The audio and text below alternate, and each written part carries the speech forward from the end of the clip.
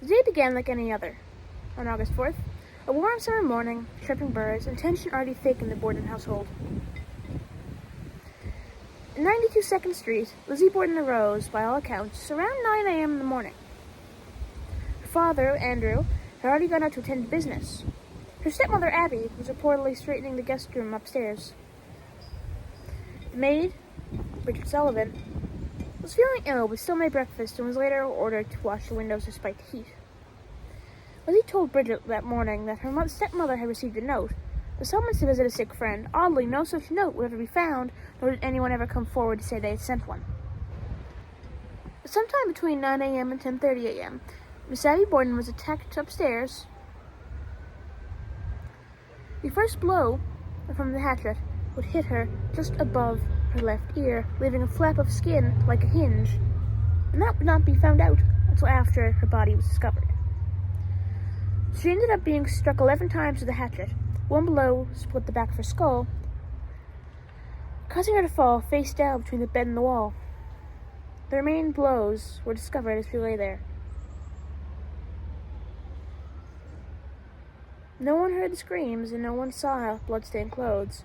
Curiously, Lizzie claimed she hadn't known Abby was home at the time. When Abby was found, she had blood down to her knees, and she was halfway under the bed. It was as if she was standing by the door and tried to run away as far as she could. Around 10:45 a.m., Mr. Borden returned home. He tried to enter, but the door was locked. Bridget, weary and sweating from cleaning the windows in the sun, let him in. It's reported that she was struggling with the locks, and is reported to have sworn at the locks. That is one detail you will find in many accounts. And whether it is true or not, I cannot back it up. But I just think that's a really cool detail. Lizzie, he said, was in the house reading a magazine. Within 15 minutes, he was found in the sitting room dead. He'd been struck 10 to 11 times with the same or similar weapon Abby had been. One blow split his face clean eye to ear. One was reported to have hacked his nose halfway off, and one split his eye perfectly in half. He was staring straight on as if he had been asleep at the time of the murders, which leads us to believe he was napping on the couch. It was Lizzie who discovered the body and called out, "Maggie!" in reference to the maid. "Come quick! Someone has come in and killed Father!" What followed is a flurry of confusion. Lizzie's story changed. First she said she'd been in the barn looking for lead sinkers, saying that she wanted to go get lines for an upcoming fishing excursion with friends, but she wanted to see if she had sinkers, so that way, if she needed them, she could buy them as well. Then she was ironing handkerchiefs. Then she'd heard nothing. Bridget recalled hearing Lizzie laugh from upstairs when she was trying to let Mr. Borden in, but Lizzie claimed she hadn't even known where her stepmother was. In fact, later in the trial, Bridget would take back this testimony, saying that she wasn't sure if it happened. Everyone who was interviewed at some point said that they couldn't exactly remember from the shock. Now, many, including me, addressed Lizzie's faults in her story to the fact her doctor had her on morphine, since she's the one who found her father with his face hacked in. Mind you, it's described he resembled more of a lump of meat than a human. So, I believe you actually can find crime scene photos online. Be warned. But, the most suspicious of all, a dress, possibly stained, was burned in the kitchen stove days after the murders. Lizzie claimed it had been ruined by paint. Her friend, Alice Russell, had walked in on this happening before the night after the murders. Alice did stay over to comfort Lizzie, for it is claimed Lizzie was... Now, some accounts say she was hysterical, while some accounts claim that she just was out of it. She was not focused, she was just as if she was trying to disassociate from the situation, which is also a very common coping mechanism, which means she very well may have been doing it. And it does not confirm guilt, because everyone copes differently. And I'm telling you, if she had broke down crying, people would have thought she was faking it. That's what they would say now. I'm sure of that. In fact, Lizzie's maternal uncle, John Vinicum Morris, had stayed over the night before.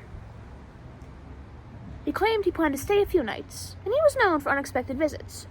But the strange thing was, he didn't bring a change of clothes, and he had not brought so much as a toothbrush. And the next day, Andrew and Abby are found dead.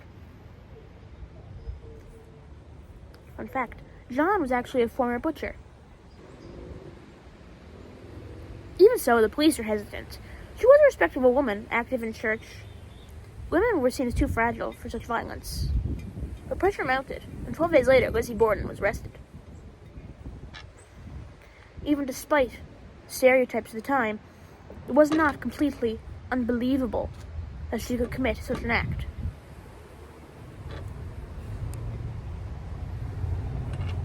Now, my darlings, imagine the scene. Courtroom packed, newspapermen scribbling feverishly, society women fanning themselves, and Lizzie, seated in the back, calm, expression unreadable. The trial began in June 1893 in New Bedford, Massachusetts. The prosecution argued that Lizzie had motive, hatred towards her stepmother and frustration over family property. One cause that was stated during the trial was the affair with Abby's half-sister. Now, the affair was Andrew buying her a house. In fact, if Andrew died before Abby, she would get all of his stuff, leaving the sisters, Lizzie and Emma, out on the streets with nothing. They also argued that the murders required intimate access to the home, which only Lizzie, Bridget, and Emma had.